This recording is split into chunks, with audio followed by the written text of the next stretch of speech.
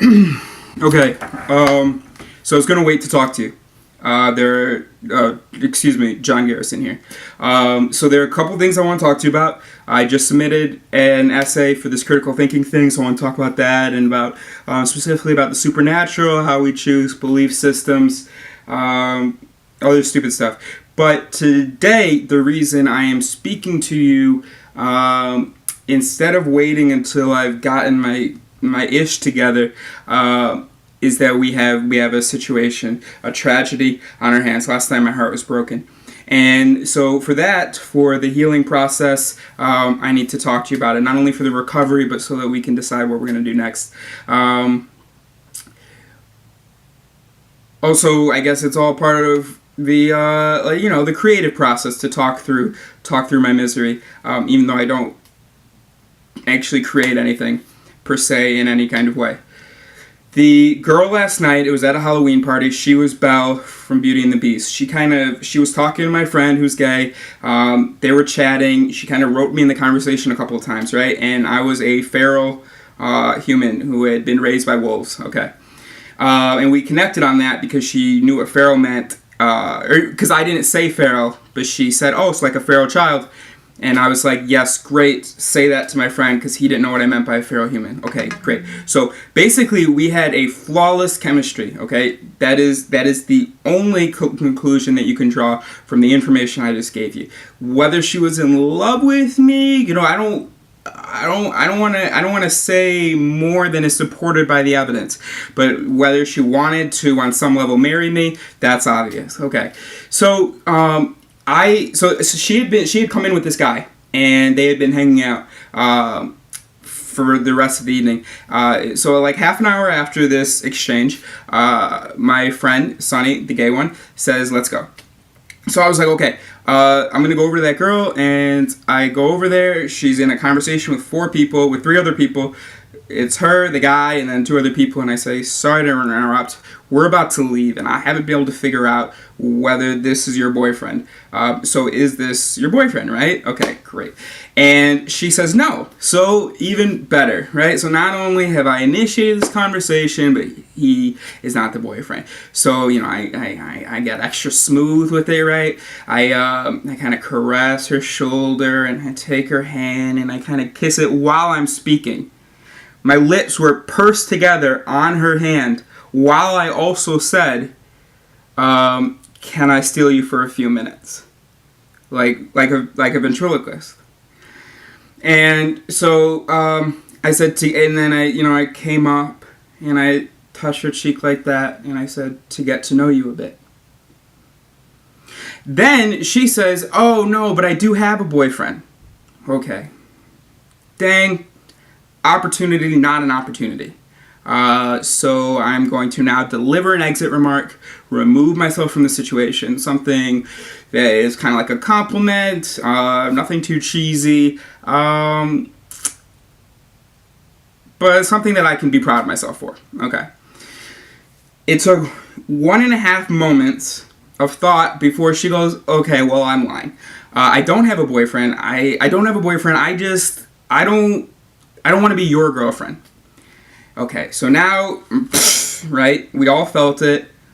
Whether you know me or not, you had the exact same sensation through your body that I did of an exploding heart and misery just dripping all over your cavity, your chest cavity. Anyway, and my friend actually, the conversation we're having is he says that it's in the group chat, said that he bets I have game, but I refuse to use it because I just want to do my own thing, and it doesn't work. I mean, it's worked a few times, but it doesn't work. But this wasn't one of those situations. I swear, I was smooth. And anyway, so I don't know what happened after that. I have no recollection. I think I said something like, oh, yeah, okay. And then she said something, but it was really nice meeting you. And I was like, yeah, uh-huh. And then I removed. Anyway, so now the situation we find ourselves in is that I am now in love with her. She was honest. She was strong. She was to the point. She was fearless. It was awkward. Oh my God. Okay. So, and then obviously the fact that I kind of went as a beast and then she went as Beauty and the Beast, as Belle. Obviously, that means that we're destined to be together. So I have to figure out what the next move is, and also I have to consider the ethics of it. Like, should I waste her time again if she's made that clear? On the one hand, maybe I just made a bad impression, one that wasn't a real reflection of my character, and maybe I can talk to her again, and because I'm now convinced that we're compatible because of the way that she was awkward like that. Maybe when I was pretending to be normal, it was to my detriment. Okay. Now, did I use detriment correctly there? I'm not sure. Anyway, so that's an ethical consideration. But yes, I am going to waste 5 minutes of her time, possibly, or start the greatest epic love story of all time. Thank you. Obviously, the other possibility is that she knows exactly what I'm about. And I'm serious, that she read me like a book and would never pick up what I'm putting down. So it's like a 75% chance that she knew me well enough. And so that'll make it an interesting few minutes. Or a terrible few minutes. Okay, so that's me. Subscribe if you